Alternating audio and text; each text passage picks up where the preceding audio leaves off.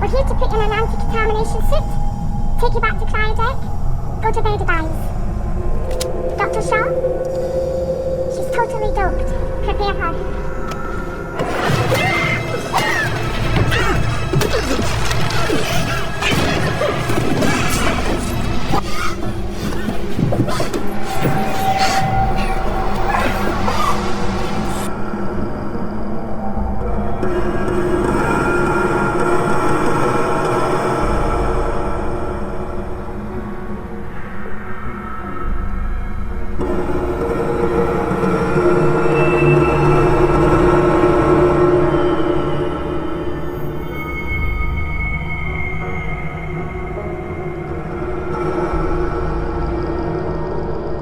Surgical procedure to begin.